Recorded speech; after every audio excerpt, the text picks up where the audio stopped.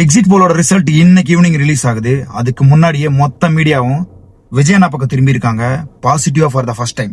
இதுக்கு என்ன காரணம்னா, நம்மளோட எதிரணி இருக்காங்கல்ல, அவங்க எடுத்த இன்டர்னல் சர்வே மற்றும் உளவுத்துறை ரிப்போர்ட் படி மொத்தமும் விஜயண்ணாவுக்கு ஃபேவரா போய் நின்றுருக்கு. அதன் வெளிப்பாடு தான் அண்டா குண்டால வச்சு உருட்டிட்டு இருக்காங்க.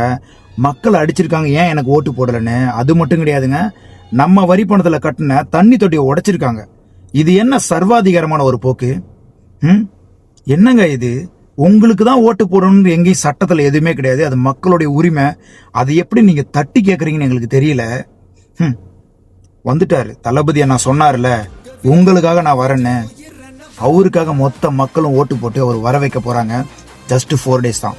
மொத்த மீடியால வந்து பாத்தீங்கன்னா 5% 10% ஓட்டுலாம் விஜயண்ணாவுக்கு சொல்லல. எல்லா மீடியாவும் 25+, 30+லாம் போட்டுட்டு இருக்காங்க. சீட் கன்வர்ஷன் அதிகமா நடந்திருக்கு. எல்லாமே விஜயண்ணாவுக்கு ஃபேவரா தான் போயிருக்குன்னு போட்டுட்டு இருக்காங்க. விஜயண்ணா சொன்னார்ல நல்லதே நடக்கும்னு. ஜஸ்ட் 4 daysக்கு அப்புறம் நல்லது மட்டுமே நடக்கும். எங்க அண்ணா விஜயண்ணாவோட வழி.